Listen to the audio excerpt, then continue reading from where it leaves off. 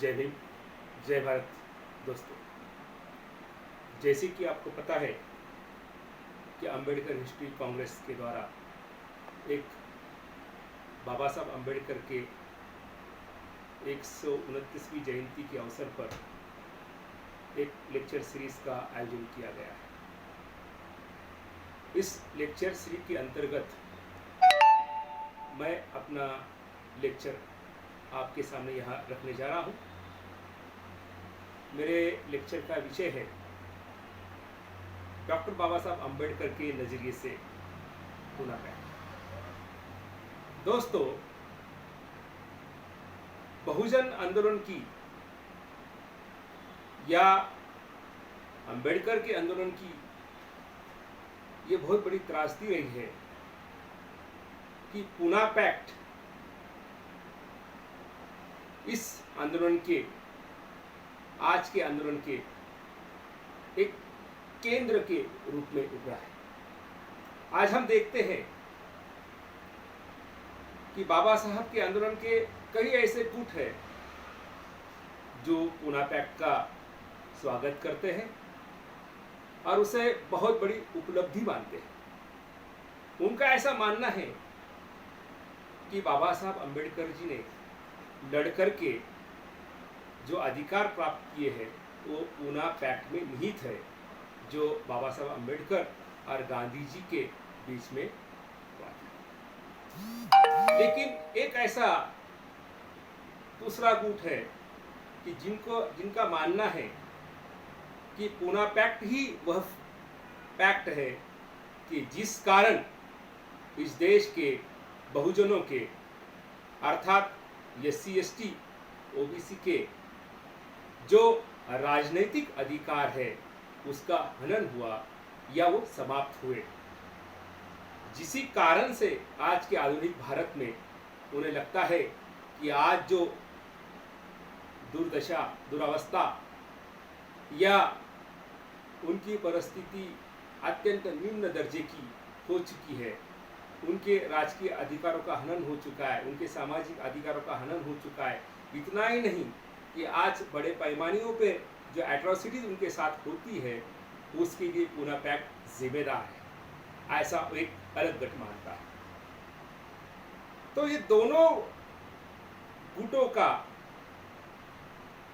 अपन निरीक्षण करें, अध्ययन करें तो हमें ये जानने की जरूरत पड़ती है कि भाई पूना पैक्ट के बारे में स्वयं डॉक्टर भीमराव बाबा साहब अंबेडकर की सोच क्या थी, वो क्या सोचते थे, ये पूना पैक्ट है क्या, ये वास्तव में जानना जरूरी है। तो मित्रों, इस पूना पैक्ट को जानने के लिए हम इसके पार्श्वभूमि में थोड़ा सा जाएंगे। हम देखना चाहेंगे कि पार्श्वभूमि क्या है। हम जानते हैं कि बाबा साहब का आंदोलन जब शुरू होता है भारत के अंदर, तो साउथ ब्यूरो कमेटी के सामने बाबा साहब अपना मेमोरेंडम पेश करते हैं और उन्हें ये बात कहते हैं कि इस देश के अंदर जो 1/3 समूह है SC ST, इनका जो यहाँ के लोग हैं उनके साथ अछूतता का व्यवहार किया जाता है, उनको अछूत समझा जाता है, मानने के लिए उनको हिंदू माना जाता है, लेकिन उन्हें तमाम मानव अधिकारों से दूर रखा जाता है। ये बात उन्होंने साउथ ब्यूरो कमीशन के सामने रखी और उन्होंने मांग की कि इनको एक स्वतंत्र राजनीतिक अस्तित्व के रूप में माना जाए, इनको आरक्षण और संरक्षण और स्वतंत्र मतदार संघ के बारे में, स्वतंत्र राजकीय अधिकार देने के बारे में अंग्रेज सरकार विचार करे। इस तरह का मेमोरेंडम उन्होंने साउथ ब्यूरो कमीशन के सामने 1916 में रखा। अब ये बात डॉक्टर भीमराव बाबा साहब अम्बेडकर के जहन में कैसी आती है कि हम इसकी पार्श्वभूमि में देखते हैं कि 1909 यानी 1909 में जब इंडिया एक्ट आया तो इस इंडिया एक्ट में मुसलमानों के लिए, सिखों के लिए एक अलग सेपरेट इलेक्टोरेट की, स्वतंत्र मतदार संघ की मांग उभरी और हम देखते हैं कि इस मांग को बाद में ब्रिटिश सरकार ने मान्यता दी। इतना ही नहीं, जो 1919 का इंडिया एक्ट आया, उस समय मुस्लिम लीग और उस समय के कांग्रेस के बड़े नेता बाल गंगाधर तिलक, इन दोनों में लखनऊ करार हुआ। इस लखनऊ करार के अंतर्गत हम देखते हैं कि कांग्रेस ने भी स्वतंत्र मतदार संघों को मान्यता दी। उस समय के लीडरशिप के नाते हम ये बात को कह सकते हैं। लेकिन जब भारत में बाबा साहब भीमराव अंबेडकर जी का आंदोलन, जिसे हम अंबेडकरवादी आंदोलन बोल सकते हैं, जिसे हम बहुजनों का आंदोलन बोल सकते हैं, जिसे हम इस देश के SC ST OBC का आंदोलन बोल सकते हैं, बड़े पैमाने पर उभरा। और उभरने के बाद साइमन कमीशन जब भारत के अंदर आया, तो साइमन कमीशन को मिलने की बात बाबा साहब अम्बेडकर और कई सारे बाकी OBC नेताओं ने और मुस्लिम नेताओं ने उनको मिलने का पक्षधर रहे, कि जबकि कांग्रेस और ये जो पक्ष है गांधी, इन्होंने साइमन कमीशन का बहिष्कार किया और उसके बहिष्कार में एक बहुत बड़ा आंदोलन खड़ा किया। आप जानते हैं कि लाला लजपत राय जैसा नेता उस आंदोलन के दौरान मारा गया। इतना बड़ा आंदोलन था। ये साइमन कमीशन क्या था कि अंग्रेजों ने भारतीयों के साथ, जो भारत के राजकीय पक्ष की मांग रखने वाले जो पॉलिटिकल पार्टी या सामाजिक आंदोलन है, उनके साथ चर्चा कर हर 10 साल में किस तरह के अधिकारों का बढ़ावा करना है, राजकीय अधिकार हो, सामाजिक अधिकार हो, इसको किस तरह से भारतीयों को देना है, अदा करना है, इसके बारे में ये कमीशन हर 10 साल के बाद आते थे और सिंहावलोकन करके भारत के लोगों को कुछ अधिकार बहाल करते थे। लेकिन कांग्रेस ने साइमन कमीशन का बहिष्कार किया, उसके विरोध में बड़ा आंदोलन किया। उसके पीछे की वजह क्या है कि कांग्रेस ये चाहती थी कि तमाम भारतीयों की वती से यहाँ के अछूत, SC ST OBC, मुस्लिम और तमाम जो भारतीय है, इसके एकमात्र प्रतिनिधि हम हैं, यानी कि कांग्रेस है, गांधी है, उनके नेता है। अंग्रेज सरकार को चाहिए, उनके कमीशन को चाहिए कि केवल वो कांग्रेस से बात करे, बाकी पक्षों से बात ना करे, ये उनकी मांग है। क्योंकि हम ही है जो यहाँ के सही प्रतिनिधि है, हम ही एक संगठन है जो भारत के संपूर्ण प्रजा का प्रतिनिधित्व करते हैं, ऐसी उनकी धारणा थी। लेकिन यहाँ पर बाबा साहब अम्बेडकर की मूवमेंट भी खड़ी हो चुकी थी, मुस्लिम लीग की भी मूवमेंट खड़ी हो चुकी थी, सिखों की भी मूवमेंट खड़ी हो चुकी थी, एक जो यहाँ के प्रिंसी स्टेट थे उनकी भी एक अलग राय रखने वाले लोग थे, और कुछ OBCओं के अंदर भी कुछ सारे संगठनाएं खड़ी हो चुकी थी। वो उनका ऐसा मानना था कि हम इन लोगों का प्रतिनिधित्व करते हैं, इसलिए अंग्रेज सरकार ने या उनके कमीशन ने हमारे साथ भी बातचीत करनी चाहिए। इस बातचीत के पक्ष में होने के कारण वो साइमन कमीशन को मिलना चाहते थे, उनको मेमोरेंडम देना चाहते थे, अपने हक अधिकारों के बारे में बात करना चाहते। लेकिन गांधी और कांग्रेस इस बातों के विरोध में थी, ये बात खुली है, उन्होंने विरोध किया है, इतिहास में इसकी साक्ष्य हमें मिलते हैं। उस कारण ब्रिटिश सरकार ने अपने पॉलिसीज में थोड़ा बदलाव किया और उन्होंने बताया कि अभी इसके बाद भारतीयों को कुछ सुधारणाएं देनी है, तो भारतीयों के प्रतिनिधि ने चाहिए कि वो लंदन आए, और इसी के चलते राउंड टेबल कॉन्फ्रेंस का आयोजन लंदन में किया गया। पहले राउंड टेबल कॉन्फ्रेंस में गांधी और कांग्रेस ने जाने से इनकार कर दिया। दूसरे राउंड टेबल कॉन्फ्रेंस में गांधी जी कांग्रेस की वती से, कांग्रेस के तरफ से वहां पे प्रतिनिधित्व के चले गए। डॉक्टर अंबेडकर तो पहले कॉन्फ्रेंस में भी गए थे, सेकंड कॉन्फ्रेंस में भी गए, और वहां पर उन्होंने अपने लोगों की, अपने बहुजन लोगों का पक्ष रखा, और वो पक्ष इस तरह से रखा कि रैमसे मैकडोनाल्ड और समिति के अध्यक्ष को ये बात मानना पड़ी कि अछूत इस देश के, भारत के सत्ता में भागीदारी रखने वाले, एक अलग राजकीय अस्तित्व रखने वाले लोग हैं, जिनके साथ बहुत बड़े पैमाने पर एट्रोसिटीज यहाँ के सवर्ण कहे जाने वाली जातियाँ करती है, और जिनकी हालत मुसलमानों से और यहाँ के तमाम बाशिंदों से बहुत ही खराब है। इनको एक स्वतंत्र राजनीतिक अस्तित्व की प्राप्ति जरूरी है, इनको राजकीय अधिकार, शैक्षणिक अधिकार, सामाजिक अधिकार प्राप्त करना बहुत जरूरी है। बाबा साहब के इस विचारों को मान्यता देते हुए उन्होंने स्वतंत्र मतदार संघ की बात को मान लिया। गांधी जी ने गोलमेज परिषद में सीधे सीधा बाबा साहब अम्बेडकर और उनके पक्ष का विरोध करना शुरू किया। वो पूरी परिषद भर ये कहते रहे कि मैं भारत के अछूतों सहित सबका प्रतिनिधि हूं और मैं अछूतों का प्रतिनिधि करता हूं। और उनका ऐसा मानना था कि अंग्रेज सरकार भारत के हिंदुओं में फूट डालना चाहती है। जो भारत का जो राष्ट्रवाद है, जो हिंदू वर्ण व्यवस्था और जाति व्यवस्था को संगठित करके बने हुआ जो राष्ट्रवाद है, जिसे हिंदू राष्ट्रवाद, जिसे गांधी जी भी मानते थे, उस राष्ट्रवाद के खिलाफ ये काम हो रहा है, उसके विरोध में ये काम हो रहा है। और हिंदू की जो राष्ट्रीय स्तर पर एकता है, इसे तोड़ने का काम हो रहा है, ऐसा वो मानते थे। इसीलिए उन्होंने स्वतंत्र मतदार संघ का, अछूतों के लिए स्वतंत्र मतदार संघ का, SC/ST के लिए स्वतंत्र मतदार संघ का विरोध करने की भूमिका की। ये बात उन्होंने वहां पर जाहिर की। और भारत में जब वो लौट के आए तो इसके विरोध में उन्होंने पूना के एरोडा जेल के अंदर अमर कुपोषण का आंदोलन शुरू किया। अब बाबा साहब का ऐसा मानना था कि जब मुसलमानों को स्वतंत्र मतदार संघ देने से कुछ प्रॉब्लम नहीं होता है, सिखों को स्वतंत्र मतदार संघ देने से कुछ प्रॉब्लम नहीं होता है, एंग्लो इंडियन लोगों को स्वतंत्र मतदार संघ देने से कुछ प्रॉब्लम नहीं होता है, तो केवल SC/ST यानी अछूतों को स्वतंत्र मतदार संघ देने से किस तरह का प्रॉब्लम देश के अंदर होने वाला है। अब बात ऐसी है कि हिंदू धर्म के अंदर अछूतों का कोई अस्तित्व नहीं है, वर्ण व्यवस्था के अंदर उनका कोई अस्तित्व नहीं है, उन्हें इंसान का दर्जा भी प्राप्त नहीं है। ऐसे धर्म को और ऐसे विचारों को अछूत भला क्यों माने? और ऐसे विचारों को मानने के बाद अपने राजकीय और सामाजिक आर्थिक अधिकारों को वो क्यों त्यागे?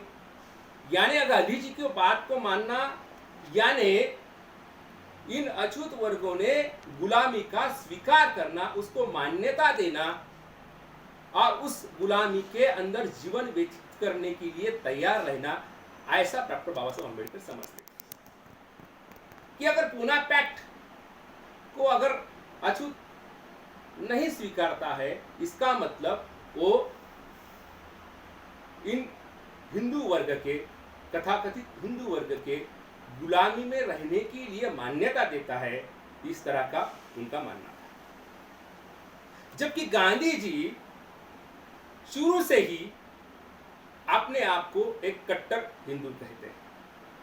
उनका ऐसा मानना है कि एलिना हिलियट, जो अमेरिकन लेखिका है, जिन्हें फ्रॉम अनटचेबल टू दलित नाम का जो किताब उनका सुप्रसिद्ध किताब है, संशोधक बुक है, उसके अंदर उन्होंने लिखा है कि गांधी जी खुद ही ये बोलते हैं और उनके ऑटोबायोग्राफी में भी उन्होंने ये बात को कहा है कि मैं एक कट्टर हिंदू, वर्ण व्यवस्था और जाति व्यवस्था को न मानना यानी उनको त्यागना, यानी शरीर से प्राण आत्मा को त्यागना है।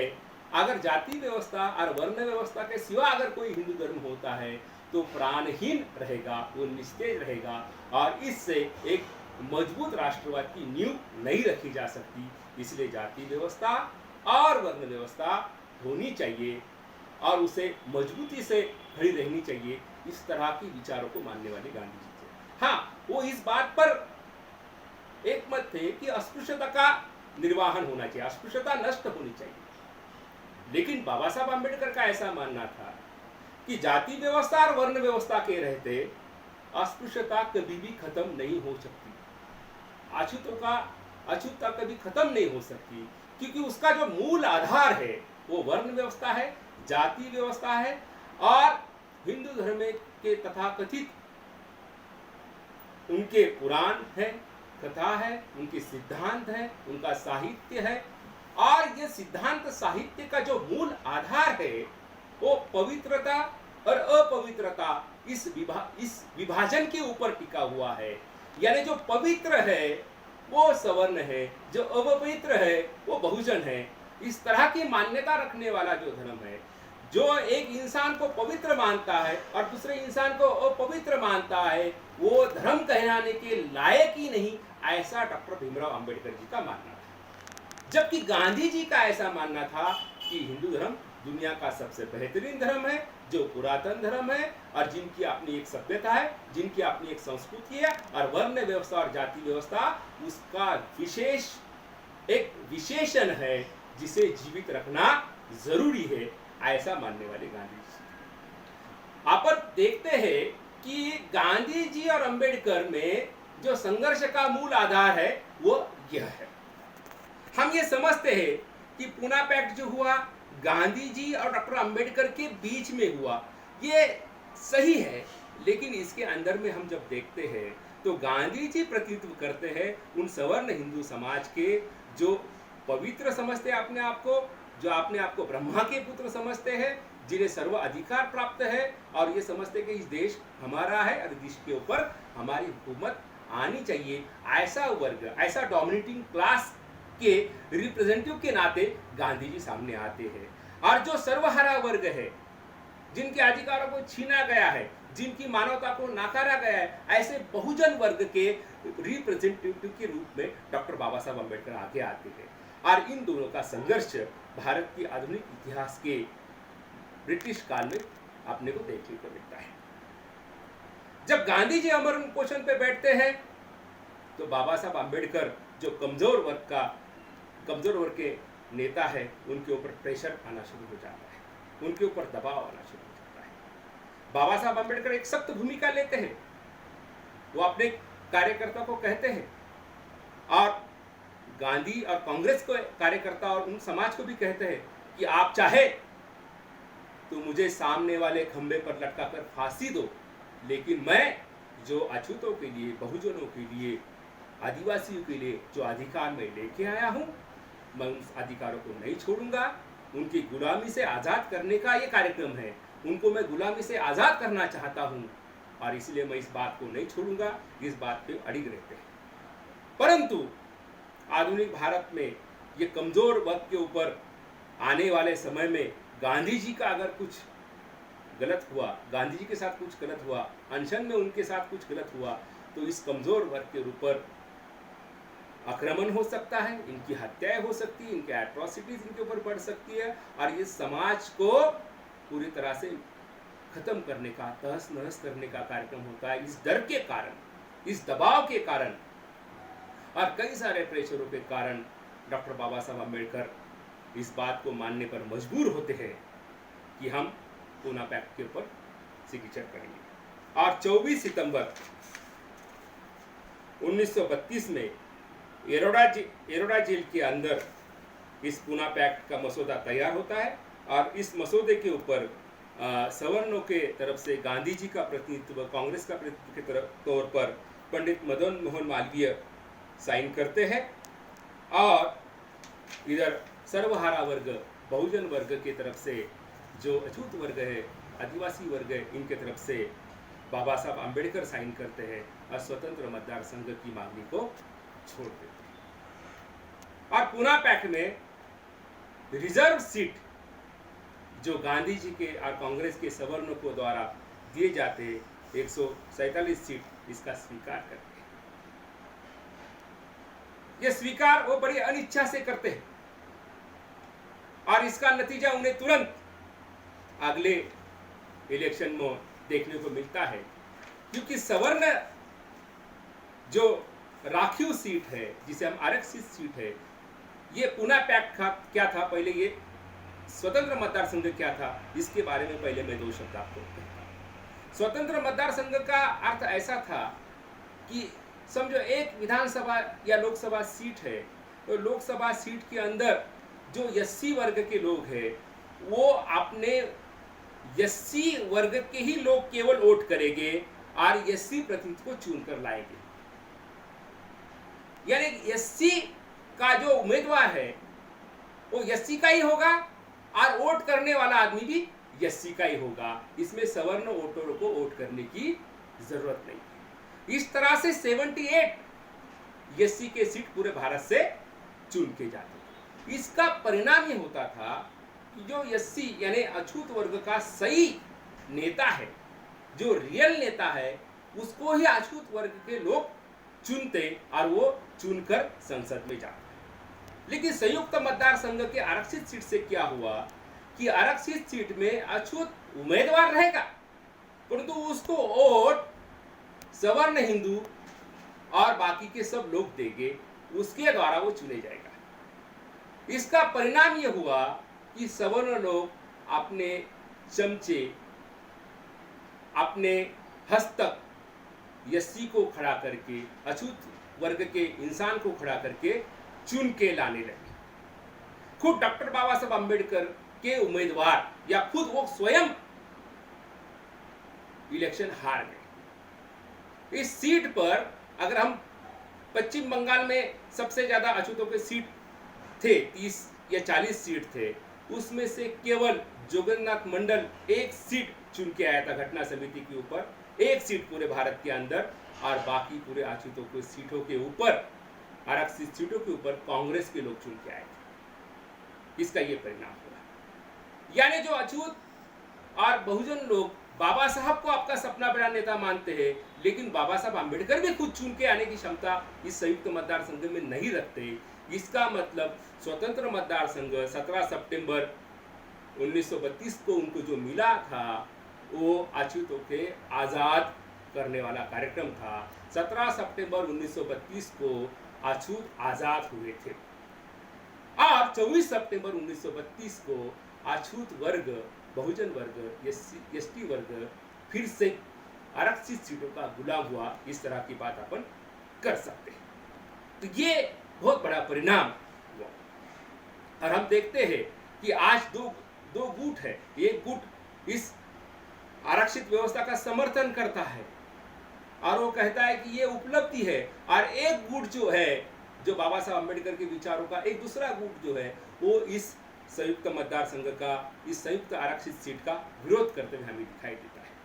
ये दोनों गुट है। अभी हम देखेंगे कि बाबा साहब अम्बेडकर ने इसके ऊपर हस्ताक्षर तो कर दिए, इस बात को मान तो लिया, लेकिन हम देखते हैं कि तुरंत ही उन्होंने इस संयुक्त मतदार संघ के आरक्षित सीटों का विरोध करना शुरू किया। स्वयं बाबा साहब अम्बेडकर ने इसके खिलाफ जेल भरो आंदोलन किया और ताउम्र जब तक उनका महापरिनिर्वाण नहीं हुआ तब तक उन्होंने इस संयुक्त मतदार संघ के आरक्षित का बहिष्कार किया, विरोध किया। ये इतिहास में विदित है, ये आपको ज्ञात है, ये बात हम समझते हैं। इसीलिए पूना पैक ये बहुजन आंदोलन का, अम्बेडकरी आंदोलन का एक बहुत इंटरेस्टिंग या बहुत जिसे मानो त्रासदी का या बहुत विरोधाभास का एक फैक्ट है, ऐसा हम कह सकते हैं। आज भी हम देखते हैं कि आज जिस तरह बहुजनों के अधिकारों पर, शेड्यूल ट्राइब के अधिकारों पर, ओबीसी के अधिकारों पर हनन हो रहा है, लेकिन पूना पैक्ट से चुनकर गए हुए हमारे जो प्रतिनिधि है इसके बारे में कोई भी बात नहीं करते। तो हमें इस बात की जानकारी होती है कि क्यों डॉक्टर बाबा साहब अम्बेडकर ने इस संयुक्त मतदार संघ का और पूना पैक्ट का बाद में बहिष्कार किया था, अपने पूरी उम्र तक बहिष्कार किया था। इस बात का ज्ञान हमें अब होता है। धन्यवाद, आपने मेरा इस लेक्चर सुना है। धन्यवाद। जय हिंद, जय भारत।